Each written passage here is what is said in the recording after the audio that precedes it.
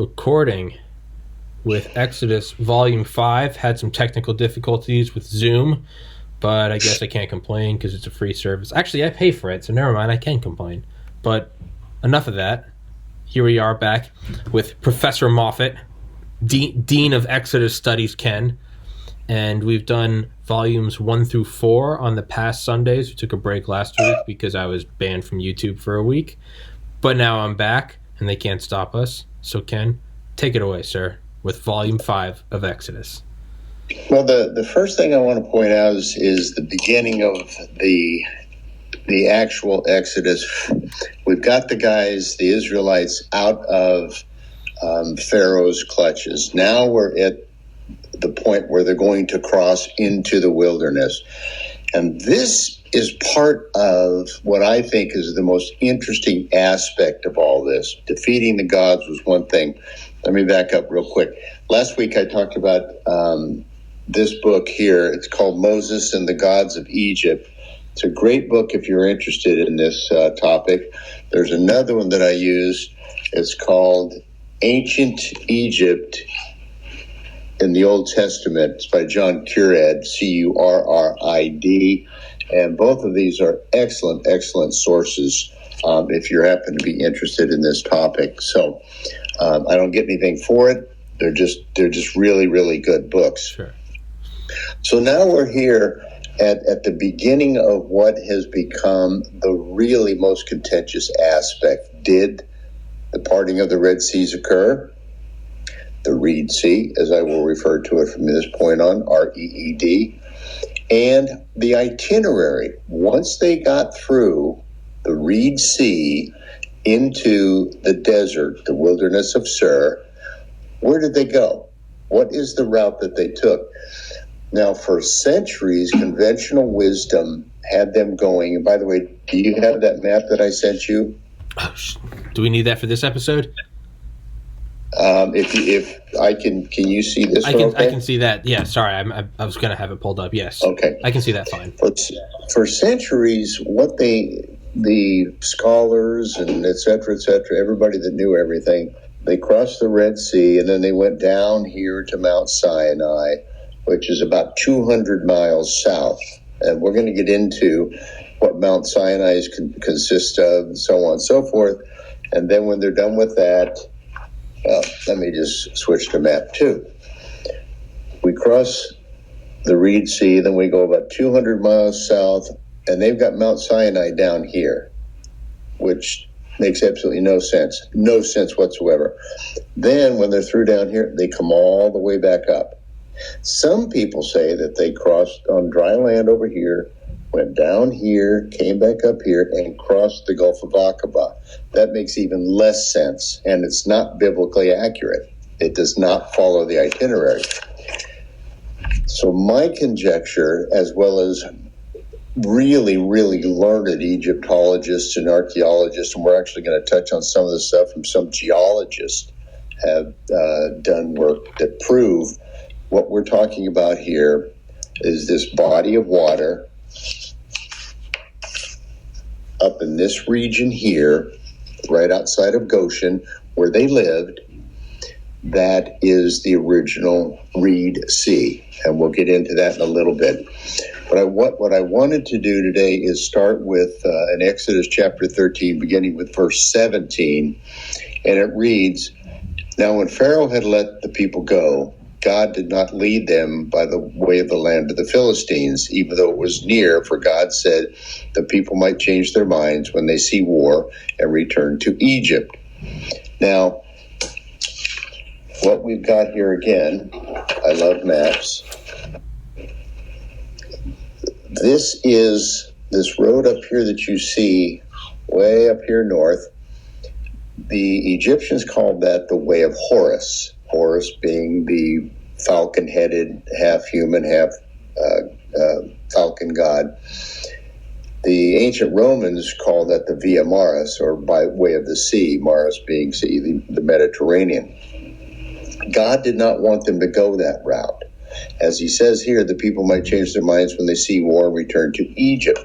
Well, the reason that they would have seen war, and recent excavations, archaeological excavations, have uncovered a series of forts which would lead them into Canaan.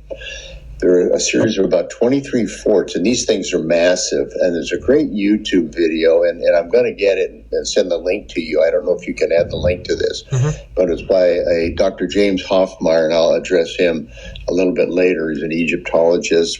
He's an American. His parents were missionaries. He was born in Egypt, speaks Egyptian hieroglyphics. He's a PhD and all this. It's just a phenomenal, phenomenal video. And he points all of this out in the archaeological digs. That's why God said, I don't want them going this way, because as soon as they leave, they're going to see these forts, and it's like, we can't make it. Let's go back to Egypt and just go back to being slaves.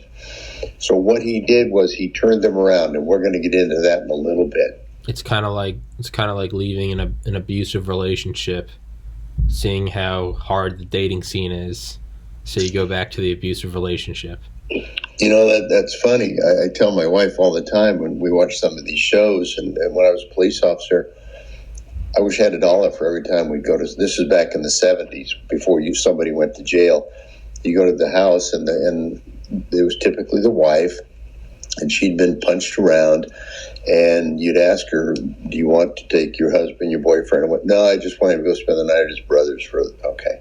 Today, somebody goes to jail. Yeah. And then you'd come out the next day, he's right back at it. Yeah. Because they can't make that break. But yeah, you're correct. It's better to go back here and live in Egypt than to die out here in this wilderness, because they didn't have the faith. They had just seen all these plagues that God did. God just freed them, but we still don't have enough faith to think he can get us out of this mess. So what I want to do is drop down into verse 20, and it says, they set out from Succoth and camped in Etham on the edge of the wilderness. And once again, I'm going to bring out my map. So we see that they started up here, and then they came down here to Succoth, which means booths. And then they went over to Etham, and this little area in here is called, it's right on the edge of the wilderness, and you see these series of lakes. These are going to play an important role in this whole thing. And between these lakes, the Egyptians had actually dug canals to keep the invaders out and the slaves in. And these are really wide canals.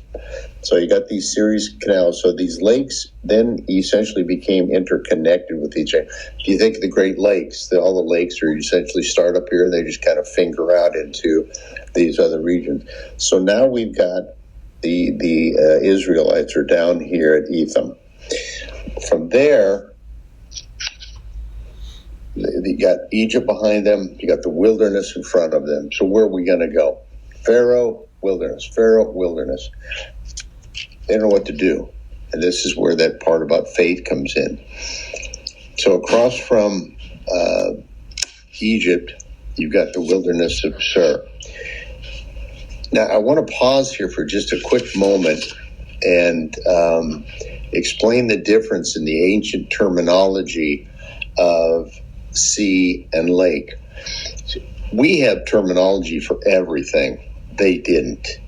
And when you look at, for instance, these massive lakes, like the Sea of Galilee is actually a lake, but the ancients didn't refer to it a lake, only in other different times. For instance, the Sea of Galilee is referred to as either a lake or sea. In Matthew, several passages referred to it as a sea. Luke refers to it as a sea. He also refers to it as a lake. Hold on one second. Yeah, you're good. What do you want? I am. It's holding up. Yeah. My IT person is... Well, I can use these books. Here, come and get this, Cheryl. That's fine. She wants to take the computer so she can do what she's going to do with it, not just use them. You are quite all right. Are the canals, when you said a series of canals, so not one long, not like a Suez or a Panama Canal, but rather... They lakes. Okay. Bala, and there's a series of, I think, 3 lakes called Bala Lake, Bitter Lake, and then I think there's one they call Little Bitter Lake is what it's called, which is going to be interesting because the Israelites eventually have to get water out of this, and it was kind of bitter, and we're not going to get into that, but Moses threw a stick in it and purified the water and so on. But so at any rate, we see the term lake and sea is used interchangeably. In John, the writer calls the Sea of Galilee Lake Tiberias, named after the Roman emperor at the time. He also calls it the Sea of Galilee. In the Old Testament, in Deuteronomy, it's referred to as the sea, Lake Gennereth, and Lake Gerison. And so we see these terms being used interchangeably. And the point of this is, when they talk about the Sea of Reeds, it's not necessarily a sea. It's just this giant lake. But to the ancients, any body of water was a sea. So that's why we call it the Sea of Reeds. And as we're going to see, this lake system, the Lake Bala, B-A-L-L-A system, was in the northeast corner up here of Goshen. This is where if you can see, this is where the Israelites lived. And this lake system over here is where they eventually will cross. And that's the Lake Bala system. In Hebrew, that's Yam Suf, Yamsuf, which literally means the Sea of Reeds. Reeds do not grow in salt water. They grow in fresh water. The Red Sea, as we know it today, and the Gulf of Aqaba are salt water. Reeds don't grow in salt water. So what that does for us is it gives us a good starting point from where they started their journey, which is the Exodus itinerary. And the itinerary is laid out in Exodus chapters 12 through 19, Numbers 11 through 12, and then Deuteronomy chapter 10. Because when Moses is writing this, he is telling future Israelites, future Jews, Hebrews, and so on, this is where we went. This is where we camped. And that's the exact word that the scriptures use. And the Israelites camped, and the Israelites camped, and the Israelites camped. But one of the fascinating things about this is all of the place names, all of the locations mentioned in the Exodus itinerary are mentioned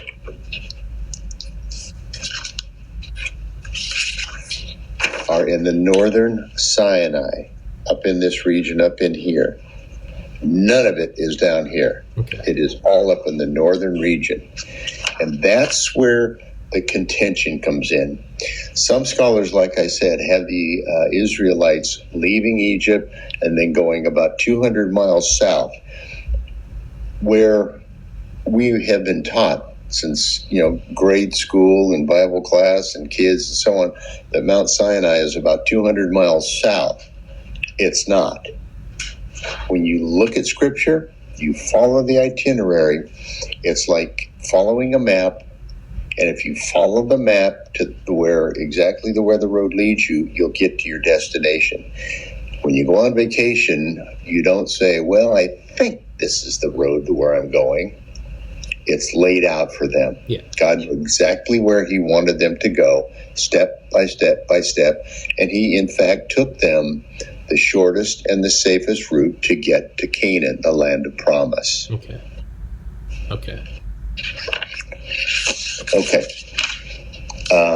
Can you hold up the colored map again?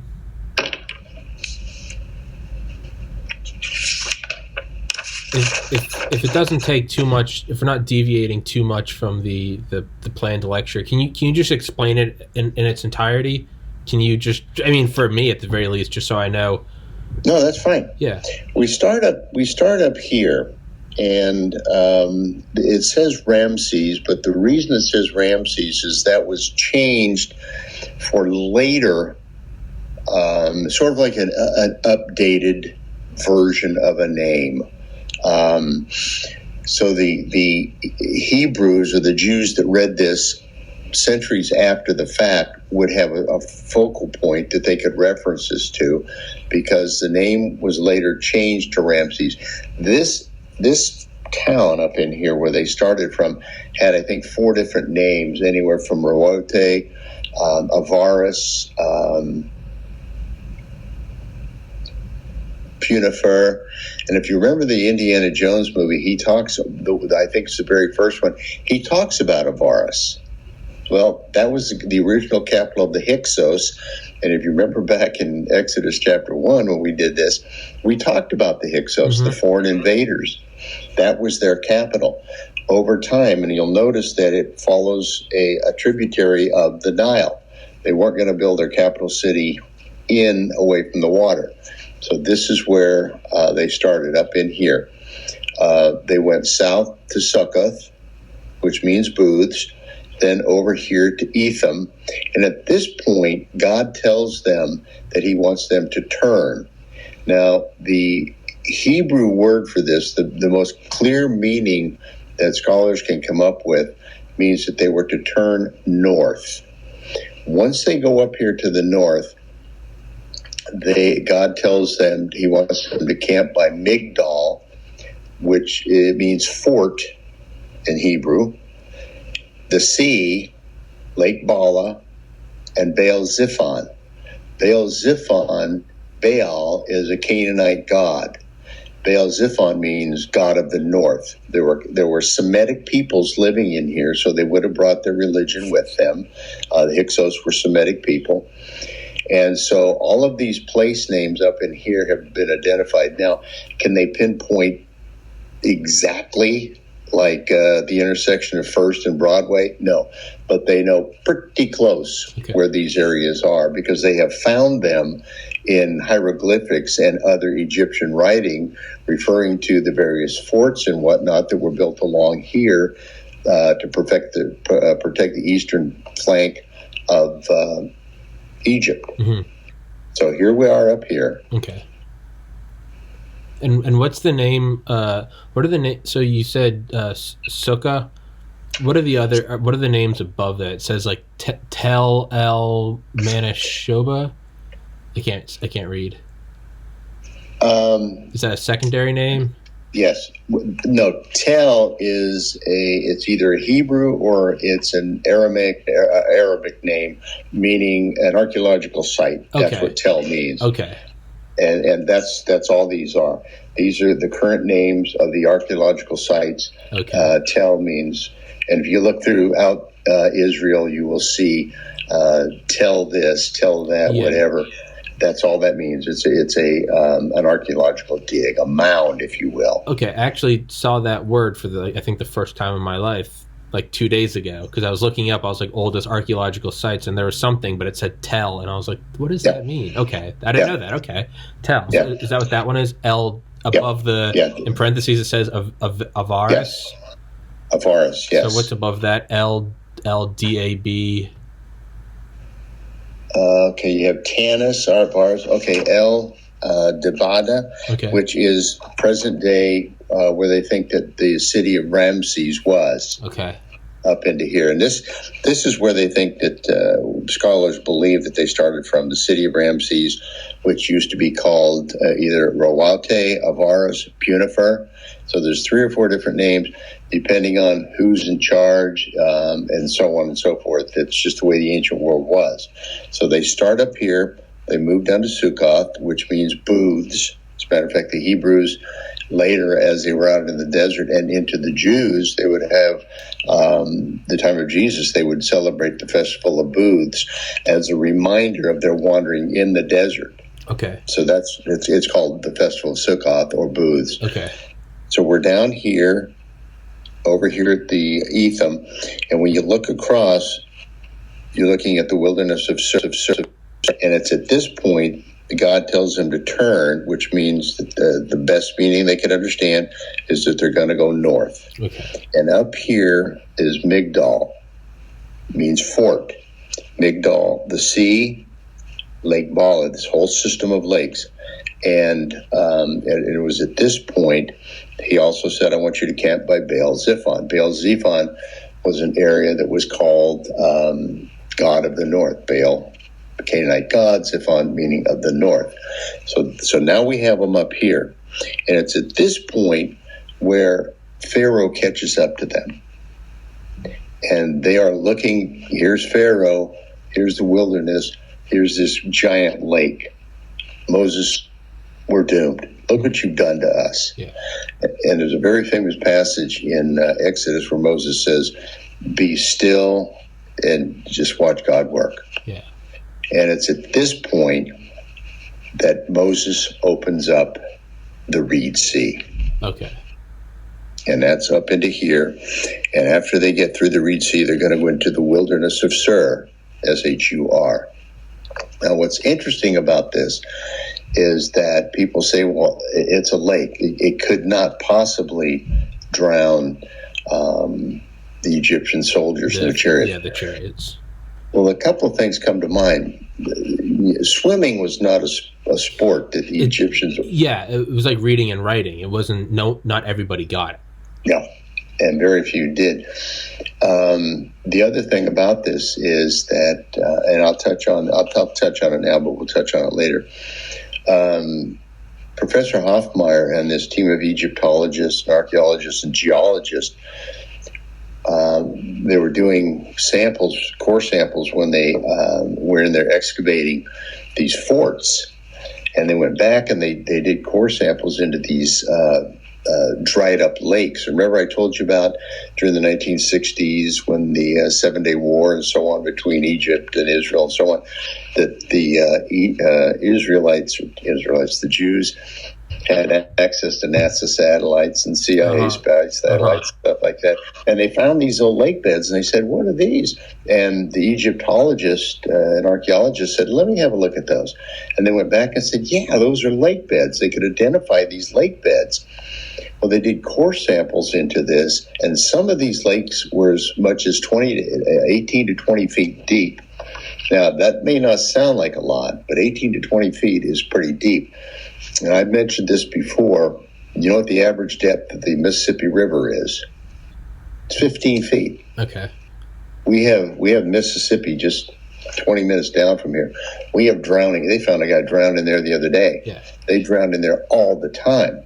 And he didn't have a chariot or battle armor or anything like that. Yeah, people down in their bathtub. If you don't know how to swim, I mean, again, it kind of seems like it seems laughable because it's like we just kind of all grew up knowing how to swim. But I mean, if you had never swum, just think of a normal swimming pool. 10 feet in the deep end?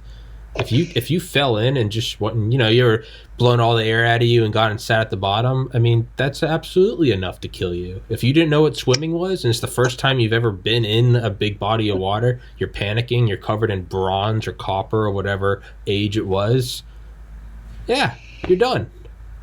Well, then you have to also be concerned with the current. Massive force where physics takes over when those waves start to come back and they're churning. Yeah, well, if you were to, as the legend goes, split it open and it comes back in, yeah, that's a lot of weight. Have you ever seen there's like a video of this like construction machine? It's the one with the big scoop in the front. Yes. It picks up it's just all water, and they put it over a car, like a Camry or something, and then it drops it all. You don't really think anything of it, but when the water clears, the roof is caved in, all the windows are blown out, the actual the main structure of the car is bent. You don't realize it, but that's just the weight of water. But it's just water, so it seems so innocent. But I had heard, I can't verify this, but I had heard that pound for pound, water is the heaviest substance. I don't think not liquid, not the heaviest liquid. I think mercury. I'm not a physicist. Well, but anyway, it's not something to scoff at. There's a reason why. There's a reason why tsunamis, you can often raise an eyebrow because you're like, it just looks like flooding, but then it kills 200,000 people. It's insidious and it's unsuspected. The point is if you hadn't swum before and you're in a chariot, it's absolutely going to kill you. That's the point. Yeah. You can also go to when Peter had his faith and he thought he could walk on water and he began to sink. Peter didn't know how to swim. Yeah. I mean, it's just not something the ancients engaged in. I mean, it's 2021. We still have lifeguards. That's right. It's you go on a boat, you can be an adult. You own the boat, you can have the license. If you don't have enough life jackets on the pontoon boat, you're still going to get a ticket. That's exactly correct. Point is yes, it's enough to drown people. Sorry for that whole side. No. I just wanted to understand the map. I wanted to understand so I could visualize it in my mind. Sorry. Back to you. So here we are. They have crossed the Reed Sea, and they are in the wilderness of Sur, which is out in here. Now, there's several highways that crisscross this because there were ancient mines, copper mines, turquoise mines, and so on and so forth that were operated. The Egyptians had some, and so on. But here is the route that they took, that most scholars believe that they took. And another thing that's interesting about this, if you remember the story, when Moses flees to Midian, he doesn't flee down here. He doesn't flee up here. He flees straight across over this region over in here is Midian. The interesting thing about it is that as Moses is out tending his father-in-law Jethro's sheep, and he encounters God, and Moses says, I'm not eloquent. I've got 1,000 excuses why I shouldn't have to go back. But God says, don't worry about it. Your brother Aaron is on his way. Well, if Aaron, obviously, I'm positive God directed him, but still, Aaron would have taken the same road. And he knew it. I mean, the two intersect is what it amounted to. This was the common road that was taken over here through Jordan. There was a road called the King's Highway. And what they would come down here, the caravans, they would cut across, and they would go into Egypt. This was one of the roads into Egypt. So it was a very commonly used road. So for this, people say, well, they went down here. No, they didn't. And what we're going to do now is show, when you look at some of these places down here, this map doesn't show them, but they've got certain places that they say that the Hebrews went to down here. Scripture doesn't say that. Scripture does not say that at all. But I want you to, if you can, in your mind's eye, while I'm going through this, I need two hands for that. Mm-hmm. Just think of the northern Sinai, because this is where we're going to be focusing. Okay. Now, the first thing that I want to bring to everybody's attention is, how do I know it's the northern Sinai? Because that's where these place names are that the Bible talks about.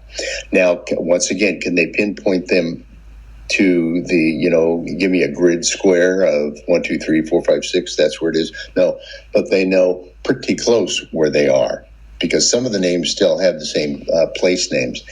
For instance, there's a place called Rephidim, Rephidim. This is where the Israelites were complaining that we have no water. And the famous story of where Moses strikes the rock, God tells him strike the rock, and water comes out, is found in Exodus chapter 17, verse 1. Scripture says, then all the congregation of the sons of Israel journeyed by stages from the wilderness of Sin, according to the command of the Lord, and camped at Rephidim. Now, verse 6 says, behold, I will stand before you on the rock at Horeb. Well, we know for a fact that Horeb it's one of the 4 or 5 names that is used for Mount Sinai in this region here. And we'll get into the various names later. But right now, they're all located right up in here. The wilderness of Paran, Sinai, Paran, Horeb. I'll get the other ones, but they're all located right up in here.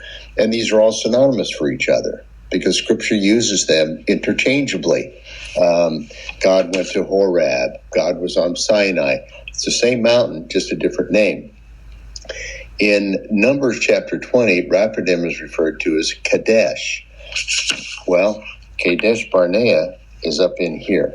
We know that because some of these places are still existent today.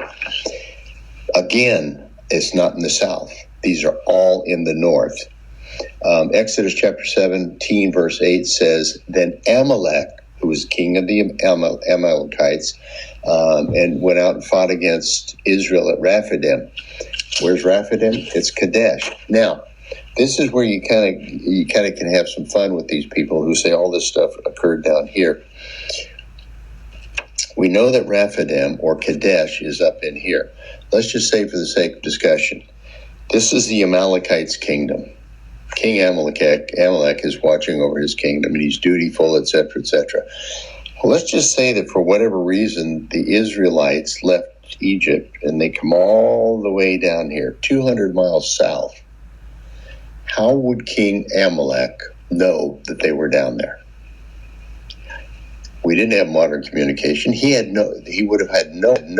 Why would he have cared? Mm-hmm. This ragtag bunch of Hebrews is wandering down here in the desert, 200 miles south.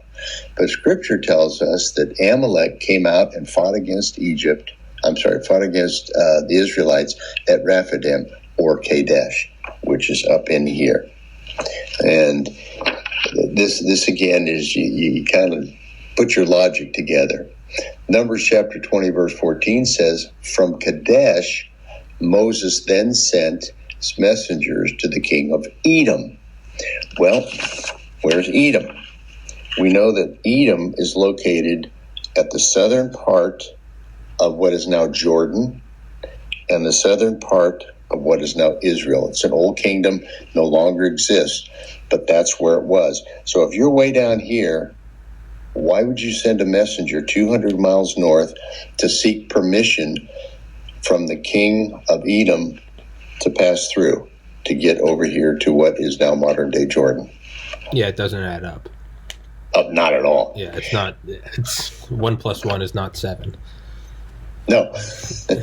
But we go back to, and we'll touch on this a little bit, but why is it that we have got the Israelites down here at the southern tip of the Sinai Peninsula? Well, what about Mount Sinai itself? Now, Moses is a herder.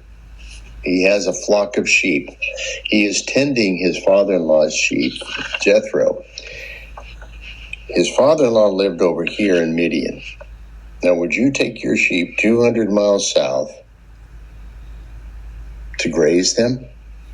And especially when I tell you what Mount Sinai, that whole region, consists of, you'd have to be completely out of your mind, because first, they're not going to survive the trip. Yeah, I was about to say, it's 200 miles. I mean, unless you've got a private helicopter. If you got a CH-47, unless you got load them on a Chinook, and we'll get them down there. So you're going to go down here. Then God speaks to you. Then you got to drive those sheep back up. It defies logic. This is what Mount Sinai, that region that is called Mount Sinai, consists of. Mount Sinai's rocks were formed during the late stage of the evolution of the Arabian-Nubian shield. Mount Sinai displays a ring complex that consists of alkalines, granites, intruded in diverse rock types, including volcanoes. The granite range is composite of xenogranite and alkali feldspar granite. The volcanic rocks are alkaline to pre-alkaline, and they are represented by subaerial flows and eruptions of subvolcanic rocks. So this is where I'm going to go graze my sheep? No, not at all. Yeah. Bedouins still, to this day, graze their flocks in this region up in here. So we know for a fact, you put all of this evidence together, this is where Moses was grazing his flocks, his father-in-law's flocks up in here. This is where, and we're going to look at it later, that we know the different names for Sinai, Paran, Sinai, Horeb, and so on, are all in this region in here. The wilderness of Sin, the wilderness of Sur, and all of that is right up in here, Kadesh Barnea, as Scripture points out. It tells you exactly where they went, because where are they going? They're going up here. They're going to cross the Jordan into Canaan. So why would you be down here to cross the Jordan? The Jordan River runs through Jordan, Israel proper, but that's the river they're going to cross. Mm-hmm. So how do we get this name way down south? The monastery during Roman times and Byzantine rule, the story of St. Catherine's monastery is said to have begun with an annexation by the Nabatean kingdom by the Romans During the 2nd century AD, under Roman rule, the region declined, and the Sinai region, which became wilderness, attracted Christian monks who sought to live an ascetic life far away from human society. During the first half of the 4th century AD, let me get that out of the way.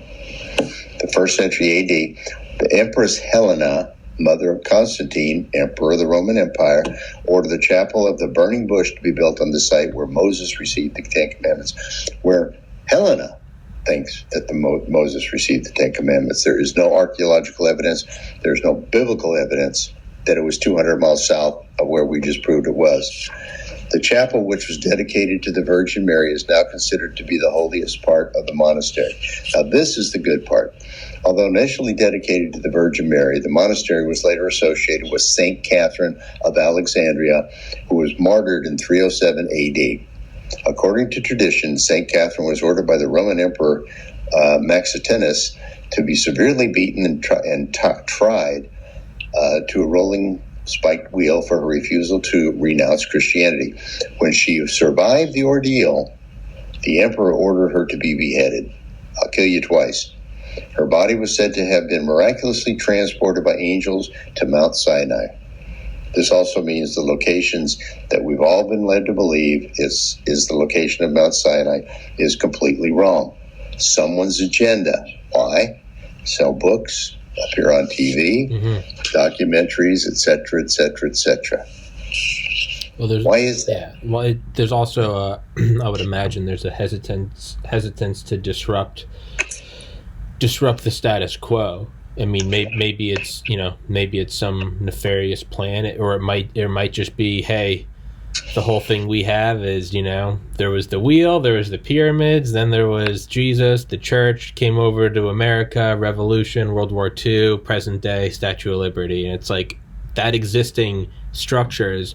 You don't want to tip that because like you said, a lot of people are making a lot of money, even just academia, reprinting books, professors. You don't want to have to disrupt it all. And not only that, if you're a PhD or a geologist or whatever, historian at Smithsonian, I mean, it's kind of like playing musical chairs, right? It's like passing the U.S. debt down onto our kids and our kids' kids. No one wants to have to be the PhD to say, you know what, I know I've spent my whole life studying this, but it turns out I was entirely wrong. That's just human ego. No one wants to be the one that has to say, oh, we have it all wrong. And especially if you're a tenured professor at a university and you've been teaching this for years and years. And one of the requirements, where'd you go to college? University of Georgia. Bulldogs? Yeah. Oh, all right. Yeah. Shout out UGA. Well, at any rate, at the San Jose State University, the professors there had to publish. Yeah. You had to publish a book, and I'm sure the University of Georgia was. Absolutely. And I remember my History of Ancient Rome professor, Jonathan Roth, published 3 or 4 books on Roman warfare. He's a PhD in this stuff. And that's what they have to do. So what do you do? Exactly what you said. Well, they have published these books, and they have done the documentaries, and they've been the guest on TV shows and stuff, and they've all espoused this. Then it turns out, I was wrong about all this. So the president at the university or the dean of your particular study comes and says, you know what, Professor Ken, you've been wrong about all this stuff. Time for you to hit the road. Yeah, maybe you should go back to college and get it right. Yeah, and then when you've got every professor who they're all leaning on that, but it could also be as simple as like, you've been teaching this for 40 years, you've got 3 more years left, and then you're retiring. Why are you going to take that burden? Just kick it down the road. It's like North Korea and their nuclear program. Next administration. Just keep and that's exactly. There's another thing too is, and it kind of plays into what you said, that nobody ever challenged it. It was just fed to us, and because we're sheep, we accepted it as a fact. And it wasn't until we had modern technology and Egyptologists and archaeologists and others who were interested in the topic of the Exodus really began to study it more closely that they discovered that what we were told might not be the case. And fortunately, with all of this new technology and the technology that they use in 2021 is just so far superior than even 10 years ago, that they can detect things. Now they've got ground penetrating radar from space. They do from space, and they also have these giant things that they can just kind of walk behind, and it'll detect caverns under the ground. It'll detect anomalies, and they do all of these excavations at this point, and they've unearthed whole cities. And especially, one of the interesting things I know I'm keep going. I like it. No, keep going. Is that Egypt proper made, and they probably still do, when they come in, they do these archaeological digs. They are very reluctant to allow anything that proves the history that Israel is in fact a legitimate nation. They were never here. We never heard of them, and so on and so forth. There's a professor out of Austria. His name is Manfred Bietak. And he's very, very good. And he's not a Christian or anything, but he's just very, very good at what he does. And he has spent 30-something years digging in Goshen, which is, once again, this region up in here. And he has uncovered massive cities that date back to the Hyksos period. Once again, just a quick refresher, Hyksos were the Semitic peoples that came down from what is now northern Syria through Canaan into and settled the lower Egypt, which is the region where the Nile River flows into the Mediterranean Sea. This is called lower Egypt, even though it's higher, or the northern part of the country, because the Nile River flows. It's the only river in the world that flows south to north because of the way it flows out of the mountains. But he has found evidence of the Hyksos, Semitic peoples, in the fact of their burial sites, their pottery, language. Some of the names of the individuals that are found in these tombs and whatnot are purely Semitic. They're not Egyptian. And it wasn't until after the Egyptians, they had their intermediate period and they got into we need to kick these Hyksos out. So they kicked them out, and Pharaoh Amos is the one that put the Hebrews under slavery. But Manfred Bietak went in, and he's found in this area of Avaris, Tanis, and so on, the very, very interesting digs. I was watching a video today on this, and he was asked the question, the city of, I think it was Avaris, how much of it do you believe in all of the seasons, they do 6 to 8 week seasons, then the Egyptians would make them cover it up again so they could grow stuff on. He'd have to come in next year. We don't want you to find anything that proves that there were Semitic peoples here. He said that out of the city, and he estimates it's a huge city for the ancient times, he's uncovered about 3%.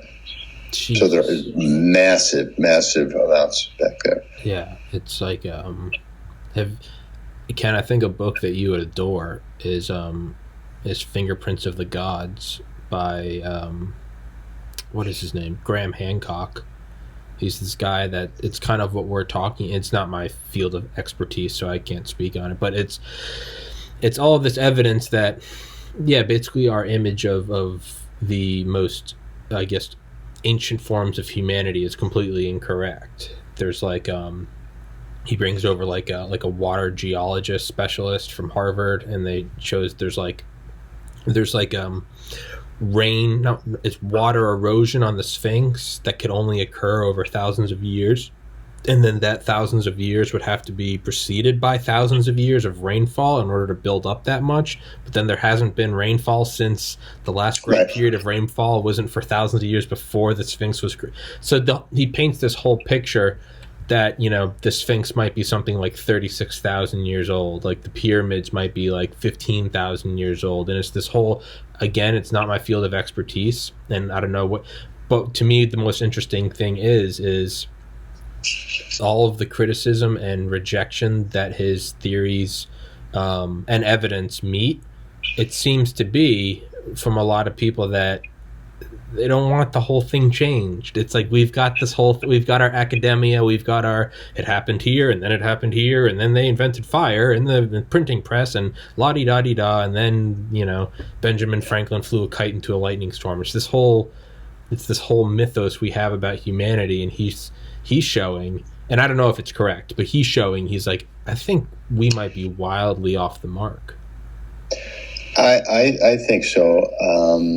And by no stretch of the imagination as smart as any of those guys that you're talking about, but I don't think they're that old, because they can trace the founding of Egypt back to the very first pharaoh, who was just organized this ragtag group of individuals. I don't think it's anywhere near that. I think that they place it at maybe 5,000 to 6,000 years. Yeah, which is still considerably old. Yeah. But it's interesting about the Sphinx and so on, and what they represent, and the weathering that they're showing had to have occurred for thousands of years. Again, I can't say it enough. I'm not an expert in this, and I have no idea. Maybe if I actually understood this stuff, maybe I'd look at this guy and be like, that's ridiculous. But it seems that people that do understand this are kind of looking at it, scratching their head, and they're like, yeah, there's only one way that could happen, right? It's like if you're seeing a silver disc flying around the sky, part of your brain's going, I know that's not human made, but like my brain can't come to terms with maybe that's alien. So it's like it's like dividing by zero. You kind of short circuit, and then you go, I'm just hallucinating, right? But the point is I said all that to say, yeah, they're, like you're saying, they don't, any archaeological digs that, you can see the modern geopolitical biases and implications of, we don't want to show that the Jews are, it'd be like if China stopped digging somewhere because it shows that Taiwan is a people, Yeah. It's these weird, Yeah. It's interesting. You mentioned that for hundreds and hundreds and hundreds of years, they scoffed at, was there really a Jesus? Is there really a Jesus, I should say? If there was, did he really have a trial? And then all of a sudden up at Caesarea, they find this small stela, if you will, with the name Pontius Pilate on it. And then, fall back, regroup. We need to reevaluate our thought process. Okay, well, maybe there was a Jesus, and maybe there was, but he didn't go through all this kind of fun stuff. Yeah. So you're right. When you start to uncover all of this new information, it makes a lot of people nervous because we have to. Yeah. I was watching one this morning. One of the key things about all this is, Moses was adopted. He was drawn out of the Nile River. Moses means to be drawn out by the Pharaoh's daughter, Hatshepsut. That's me and lots of other people much more learned than I am. And I came to that just through my own individual research. So he's drawn out. But when you get that's called the late Exodus theory, 1450 BC. The early Exodus theory believes that Ramses was the pharaoh. But the interesting thing about it is there's no mention of Ramses having a daughter who has that kind of clout. Thutmose I certainly did. And they speak of her at Hatshepsut. There's monuments, obelisks, tombs, and whatnot to her. She did become a pharaoh. She did have the muscle, if you will, to do exactly what Scripture said she did. Took that baby, raised him as her own, and as we talked about 2 or 3 episodes ago, he came in contact with his cousin, Thutmose III. Thutmose III gets shipped off because Hatshepsut didn't want him interfering with her being pharaoh and raising her adopted son. Moses kills the Egyptian. He flees to Midian. Hatshepsut dies. Thutmose III becomes Pharaoh. He dies. Amenhotep II is now Pharaoh. Moses comes back, and he's now confronting his second cousin. And that's how we get to all this.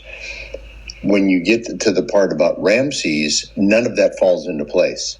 But there are people that are invested that Ramses had to be the Pharaoh. Why? Well, because Cecil B. DeMille said he was. Yeah, it's the thing that perhaps upsets me the most about science is that, as a student of science, as a biology major, I mean, you observe the data and you formulate your hypothesis, you see if it's recreatable, and then you have there's no such thing as a fact, you just kind of have a running hypothesis, right? Gravity is a running hypothesis.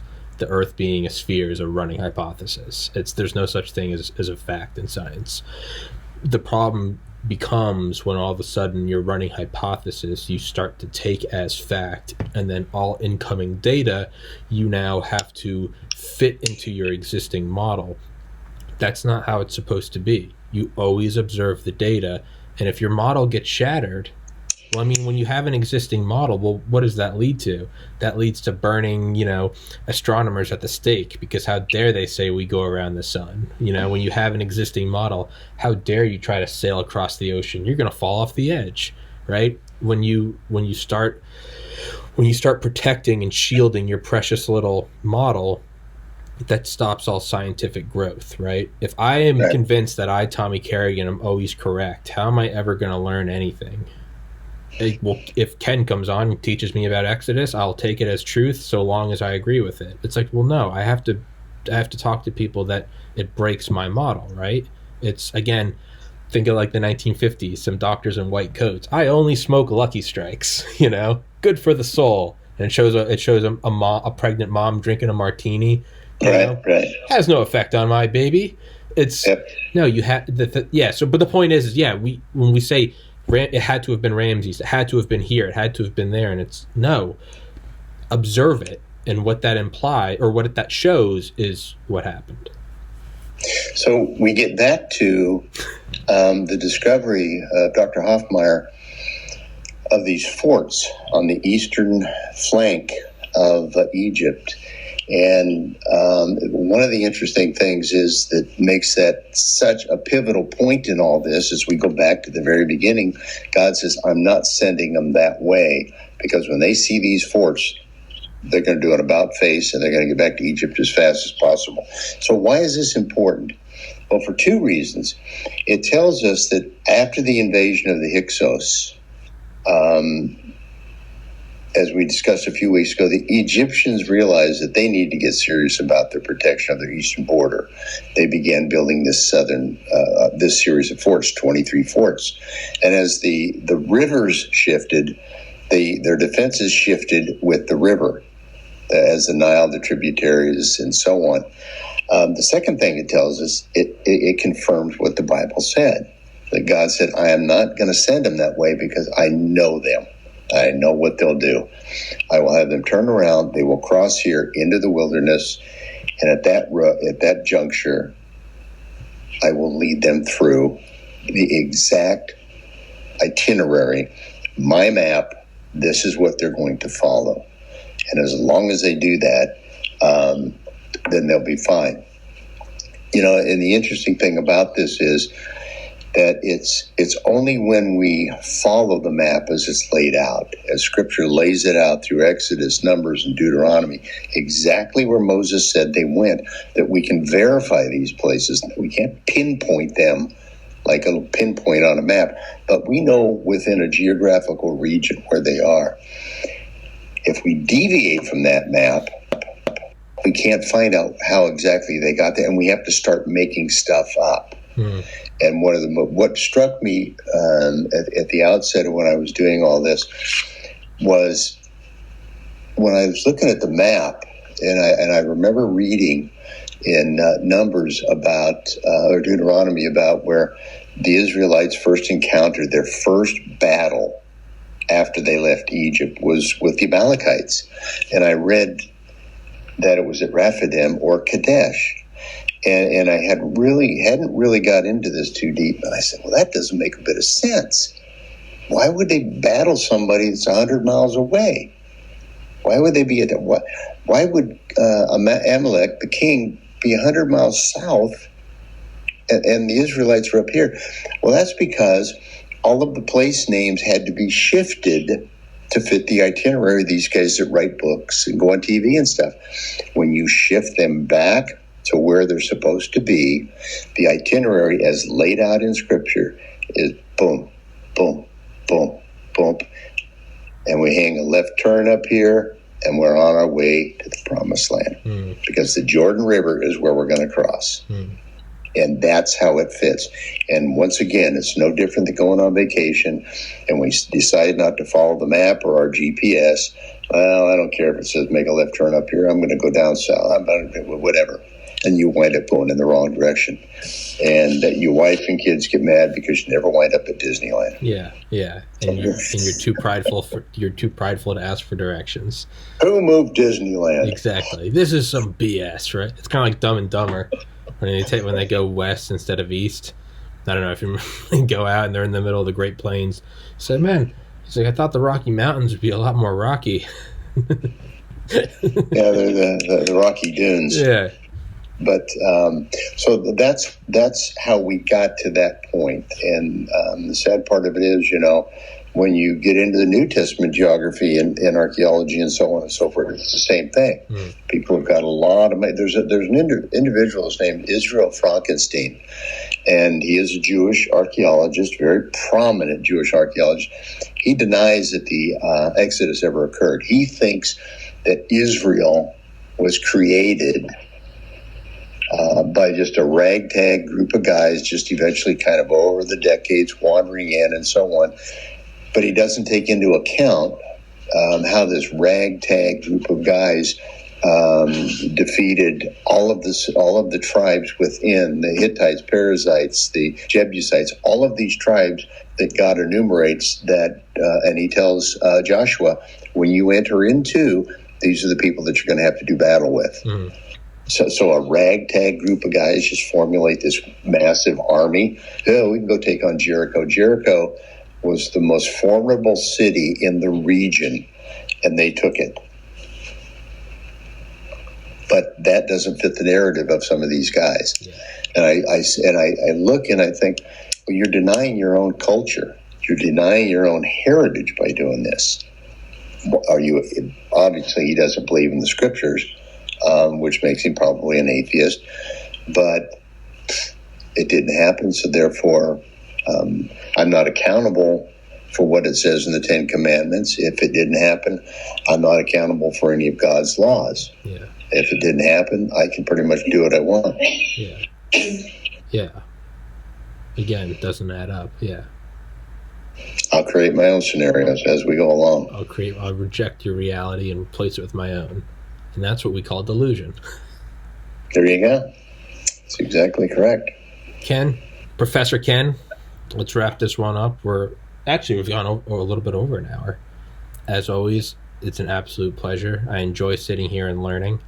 Like I say, most episodes, this is the one episode of the week where I get to sit back and I have a podcast given to me. It's your podcast, but I always look forward to it. They're brilliant. You have a limitless well of knowledge, and I thoroughly enjoy it. It's for anyone.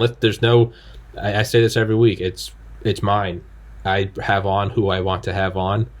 I don't do any favors. No one comes on here because I think maybe they should come on. I only have people back on that I enjoy having on, and this is something that I don't normally talk about. Right? I'm normally like talking about the future or space travel or nuclear fusion, or I really like hitting up on the Cold War.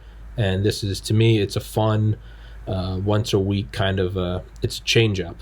It's a curveball where you come in and we talk about Exodus and ancient Egypt and Moses, and I thoroughly enjoy it. It gets different parts of my brain working, and it breaks me out of my rhythm. And I mean, I do thoroughly enjoy it. I know I'm talking in circles now, but thank you very much, Ken. I'll send you an email since I think we pretty well wrapped up the Exodus. They're out of Egypt and they're on their way to the Promised Land. About a topic, if you're interested, we can Absolutely. Oh, I fully intend on having you again on this Sunday. Oh, great. Yeah, no. You don't have a say in the choice. You don't have a say in the matter, Ken. We're doing another episode. You better pull out another series because the shows don't stop. Well, I taught this class too. And I learned so much. It's right. Really eye-opening. The trial, right? Absolutely. I call it the Inquisition. Yes, and it's the actual like legal, I guess, history of the trial and again, it's not even in a religious sense. It's the actual legal trial of an individual, Jesus Christ of Nazareth, under an individual, Pontius Pilate. It's as factual as, killing Saddam. It's the thing that happened. Real villain here is Caiaphas, the high priest, but Pilate plays a small role. For all as bad as he was, and he was bad, he actually wanted to let Jesus go, but the Jews had no part of it. Yeah. But again, regardless of who's the bad guy, again, it's an examination of an event in history. And I think that's a funny thing yesterday, where it was someone tweeted, some gun grabber tweeted, "How many AR-15s did Jesus have? Can someone remind me?" And someone commented, "Not enough to prevent his government from killing him." I was like, touche. Yeah, that's true too. Yeah, right. But please do email me or text me. Obviously, we talk, and let's get into that next series, and then we'll keep going from there. Absolutely. It's a brain drain. Your brain is a sponge, and you are an agent, and I'm the KGB, and I've captured you, and I'm wringing your brain of all of your information. But as I get older, there's less and less to wring out. So hey, man, mine doesn't have any in it. But it's like one of my friends said. He's like, "Tommy, I appreciate your podcast because it's one thing and one thing only. It's data mining. You have on people, they dump their data. There you go. It is, Dale Comstock comes on and he tells stories about being in Delta Force, or a pilot comes on and tells you about his training, and I think at the core that's what this podcast is people come on and they dump their data that took years to compile. But I think that's probably the most accurate description of this podcast, is the data dump, and I like that. So as long as you've got data, I'm going to pull it out of you. Absolutely. Professor Ken, thank you so much, sir. Email me, I'll text you, and we'll set up the next episode. But all right. And I'll text you when this one's up, okay? Excellent. Right. Send it to my email. Yes, sir. And text me. Yes, sir. All right, Ken. All right. Take it easy. Bye-bye. Bye-bye.